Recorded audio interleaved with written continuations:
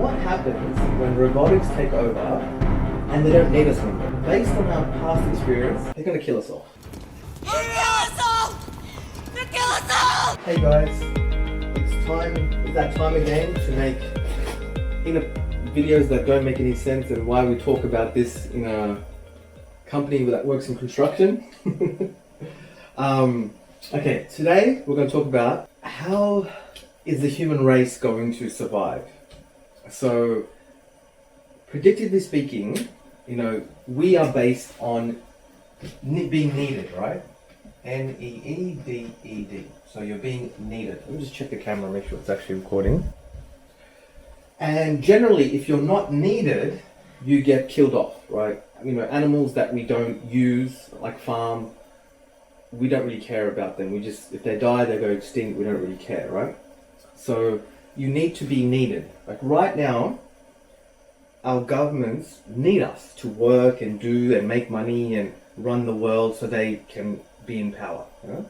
So either the governments or the companies that make the decisions on behalf of us, the big companies, or the people in power, whatever it is that's sort of running this world, the humans running this world, they need us because they need us to create what they need, whether it's money or power or feel good about helping us, whatever it is, right? Needed. So what happens when, sorry, I'm in the baby room. That's Dash's little toy. So what happens in the next so many years that we are no longer needed, right? So if we are no longer needed, what will happen? So if we are no longer needed to make money, if the robots are physically working and then they become very good and then they do everything for us, then the people that own the robots can turn on the human race, humans. Say there's about 8 billion of us now, right? 8 billion people, humans. What's my notes on this? So you got 8 billion humans that make all the resources, money, thinking, everything, right? Probably of the 8 billion, maybe 100 people to maybe 1 million people might own all the robotics. They do the work, the computers, the thinking, the mainframes, they own everything. They'll say, you know what? I don't really need you guys anymore. You know what I mean? Like, it was fun. I promised, while we were building these robots, I promised you that, we're going to create this utopia, like this perfect. They promised a utopia, right? A perfect world. U-T-O-P-I-A. Hope I don't get chemicals all over Dash's stuff. So they promised a utopia, but based on our experience, what will actually happen? So look at our governments now. So our governments are based on, it's got our government, G-O-V, our government, and then you've got the people. Millions of people. And these people are all supposed to vote for a government that makes good decisions on our behalf. And how's that going for us as a human race? As an individual, look at your life and go, how's our government treating us, right? So it's supposed to be a democracy, like everyone gets to vote and our government does this, right? So it's better than it used to be a few hundred years ago, but right now, based on how good a democracy should be, if you look at the person that's elected right now in your country, in your government, in your state, do they really represent your needs and your thoughts and beliefs? Probably not in your individual experience. So it's not working out that great at the moment. And our lives as a whole is not as good as we potentially could be. We should be living in a stable economy, the world should have moved on, lots of good things should be happening, but it's not really happening. Everyone's sort of under pressure and stress and finances, and everyone's fighting with their family members because they've got these issues, money, work, everyone's under lots of pressure all the time. Healthcare isn't that great, we haven't advanced people's healthcare that much, so our government hasn't done a very great job. So when these governments or these people get into power with lots of robotics, and our governments haven't done a good job, and they need us, right? They need us to vote for them, to do the resources, to create what they want, right? Whether it's governments or business or decision makers or institutions, they need us. What happens when robotics take over and they don't need us anymore? Based on our past experience, they're going to kill us off. They're not going to need us. They'll be like, you know what? I've got my million friends, I've got my this. I don't need these humans. They're real pests, you know what I mean? All they do is they want stuff from us, and they want resources, they want this. You know what?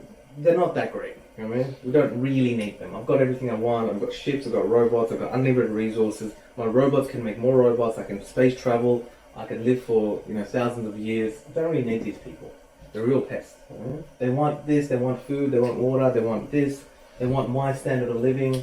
You know what I mean? We'll make some policies and we'll, starve them out in one way or the other. Right? So that looks like based on what may happen. So what you're probably thinking is irrelevant. This is not going to happen for hundreds of years or thousands of years. Say it happens, I think, based on, what's happening right now with AI and everything, we're going to start to see our first artificial intelligence that can start creating robots that can take over us, in about 7 years to maybe 20 years, which is not very far. That's your kids' generation. You might say to me, oh, that's crazy, Vic. We're looking at 100 years. Okay, it doesn't matter. Let's say it's 100 years from now, right? Some of you might say 500 years. Okay, let's just say it is in the future. We've got to start figuring out a way to keep consciousness of humans alive. But I say consciousness because we don't know what kind of bodies we'll have. Are we going to be sitting in biological bodies we have now? Are we going to be sitting in online bodies? Are we going to be sitting in robotic bodies? Are we going to manufacture our bodies in a different way? How do we keep consciousness going, people going? How do we keep the generations going, right? So the answer to that is, let me just get some of the white on. The answer to that is simple: decentralization. So, let me see if this works. Sorry, I think I should have had a whiteboard cleaner prepped up. So, decentralization. So you've got to look at your life and go, what does decentralization mean, and why would it save humanity? So, decentralization means that there's no one central or no central power in charge. And many forms of decentralization have happened. We've got, so at the heart of it, we need to create decentralization. So we need to decentralize the entire world. Okay. So we need to decentralize ourselves. This camera's supposed to follow me, but it doesn't follow me. Okay. So decentralization. So this is the concept that will save all of humanity and future things, right? So we already have technologies that have been created that are decentralized, right? An example is, and the one that you've probably all heard of, is cryptocurrency, like crypto, C-R-Y-P-T-O. That's a cryptocurrency, right? I'll do it in green to represent money. So currently, all our money is run by banks. So you have like a bank. Maybe I'll put it up here to give it a better centralized. Our bank is here, right? Our banks control all our money, and it's done through military power. If you mess with the money, the government will step in with military to back the banks and the system, right? Whatever it is. So it's a central power. So we as humans go, well, it's a central power. We will go to banks we like, we will go to a country we like with the good backing of military, and that's how we'll secure our future. So that's worked well. It's taken us from a very difficult life for humans to a much better life right now. Look at the amazing things we have right now. So it's done well, but it also has currently had a lot of downsides. So if you look at a military or a country, of any country in the world, if you look at gang crime, right, in any country, say you've got a population, say you look at Australia, gang crime. Gang crime in the last 100 years has possibly killed maybe 10,000 people, maybe 100,000, I don't even know. You can probably search it. Say it's killed between 10,000 to 100,000 people. So gang crime is, it's still centralized power. Let's just say normal crime, not even gang crime. Let's say crime. People hurting each other, living in society. Individuals, right? Hurting each other. Probably 10,000 to 100,000, people that have killed each other. And that's a decentralized form where the individual, I'm getting a bit confusing here, so hopefully I'm explaining it properly. I'm trying to create a contrast right now. So that if you look at your neighbors, your people, the people that live around you, you've got your individuals. How many people have they killed their partner, their neighbor, or done something, or shot someone? Probably 10,000 to 100,000 in Australia in the last 100 years. And versus our military, which is run by our governments. Because the government's well organized, got systems together, it's very well organized. And in organization, it's led to probably being part of, how many wars, in the last 100 years, World War I, World War II, Vietnam, the list goes on. I'm not sure if Australia went to Vietnam, but whatever it is, we're talking, potentially, 1 million to 10 million deaths it's been part of as a military. Australia's got a much smaller number than the world. I'm not so confident with Australian numbers, but let's just look at worldwide numbers. Worldwide numbers I'm a bit more confident with. Individuals have killed other people to the figure of probably 100,000 to maybe 5 million, maybe 10 million. Military has killed well over 100 million people. So you're talking thousands of people as individuals have killed each other versus military. What I'm saying is centralized power has a very high chance of causing mass damage. So it's gotten us this amazing things we have now, this camera, this light, I'm sitting in a heated room, amazing, right? But moving forward, when our centralized power is going to be, the power is going to go to these organizations, these people, so powerful, like one human could own, enough robots to take over the entire world. So how are we going to save ourselves from a future, which is decentralization? There's many forms of digital decentralization. There's cryptocurrency, there's smart contracts, there's, all these forms of technology we're creating to be decentralized, right? And you as an individual can't just sit back and hope for the best. We have to start as a human race, start thinking, okay, let's move towards that. Let's start pushing towards that, our governance, our money, our resources, and going, we need to decentralize ourselves. So in the form of cryptocurrency, what it is every individual in the world has a computer. Millions and billions of computers at home, and each computer is, holding. I'll try to explain it in a way. I might not get this right, but the general concept is each computer is a verification thing. You have a bank, which is one, versus each individual has a verifier. So each transaction you do goes to another computer, which then goes to this computer, which then goes to this computer, which then goes to this computer, and then eventually it says, well, that transaction is legitimate because it's using a decentralized form of verification versus the bank has all the information. So that's the general idea of decentralization. So if you look at your life, we have to decentralize everything. Don't be stuck to one place where you live. If there's a massive problem or the government becomes corrupt, move. Okay? Don't have the opportunity to move. If the governments take over the internet or the central power takes over the internet, do we have other ways of having internet? Can we use satellites? Can we use this? What do we do? Can we fight back with central governments, joining up together?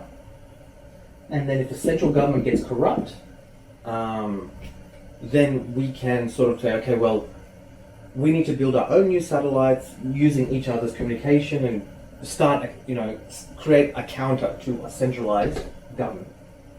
So this concept decentralization is not new. That's why in America they have the amendment where everyone has a gun. In case the government becomes corrupt, then we can fight back. Remember? So decentralization is not an old concept. It's being used in everything in the world right now. That's why we don't let the prime minister of a country make all the decisions. They have to go through all these different forms. That's why you have, police, then you have your judges, and then you have your court system. You've got a three-way system. It's decentralizing the power in a three-way, right? But as we're moving forward into artificial intelligence, where the power is so extremely centralized, we have a potential scenario, as I said, that one person could own the entire earth potentially, and that one person says, you know what, I like all these people, I like all these things, I'll keep 500,000 of you, but the rest of you, it's just becoming annoying. I don't want to make more robots for you. You guys want my standard of living. You guys want more and more and more. I don't want you guys around anymore. And one way or the other, it's very easy to create division, do something with the water source or something, and then wipe out the rest of humanity, right? So you as an individual have to think, okay, we as a human race have to go, well, how do I decentralize myself? So, how do I become less reliant on one critical infrastructure, internet, water, housing? Can I move to a different place if I need to in an emergency, or if the country is no longer doing well for me? Can I find, sustain my level of creature comforts, electricity and stuff like that, in this new place, How can I band with the rest of humanity so that we can all sort of put our voice in, which is the electoral system. But, as we can tell, the electoral system at the moment right now is not ideal. Just ask yourself the question, the person elected right now, did you actually vote for them? And most of the Western world right now will probably say no, because the election system gets done not through voting for someone, but you vote for someone underneath them, and if their parties get enough votes, and they vote for a prime minister, and and then also the decisions you make, are you really satisfied with them? So again, we're looking at decentralization. So I hope that's helpful. I'll just check my notes, see if I was going to say anything about it. You need to be needed, right? If you're not needed, then you will get wiped out. If you don't need a certain amount of strength, if you don't walk 10 kilometers a day, you sort of lose that ability. The universe is sort of based on being needed. And we're part of the universe, so if we're no longer needed as a human race, then we may get pushed out. So we want to be needed. We may still have, all the nice things, and robots will do all the work. You may not need to work anymore or do anything, but you want to somehow fit into this universe somehow. You need to be needed. So I know majority of the people are thinking this is going to be happening in 100 years, 10,000 years. Some people think it won't happen. Some people think there's going to be the end of the world with nuclear destruction. Some people think civilization is collapsing, but it's a potential future right now. And more and more, if you look around, people that have the resources and money are all pushing towards it. Google is, OpenAI, Microsoft, and hundreds of other companies all pushing towards this version of reality, which is artificial intelligence. We're giving birth to another species, you know, another version of another creature, really. You know what I mean? And that creature will be out of our control eventually, and it will start thinking for itself. And you know, this form of decentralization is another way that if this creature does try to think that we are no longer relevant and can be wiped out, again, decentralization might be the way to go. So what I'm sort of appealing to humanity is we have to decentralize, and we can't just sort of sit and wait for everybody to be like, you know, we just live our lives, we go to work, we go home, we watch TV or whatever we do with our lives and everything. We've got to sort of be like, you know what, let's make a bit of a voice, we've got to start talking about it, we've got to start putting a bit of our resources towards it and start appealing to the people that are going to be making our decentralized systems. We need, you know, better, what's called smart contracts. So our contracts are not done through, you know, governments that hold all our papers and our legal contracts. Is done through smart contracts, which uses the same concept as cryptocurrency. We've got I've forgotten the name, where you can buy land online on the internet. These things are, you know, are going to be, well, pretty much what I'm saying is we do this as a potential solution or we die. You know what I mean? So it's a matter of life and death, you know? And I think it's coming soon.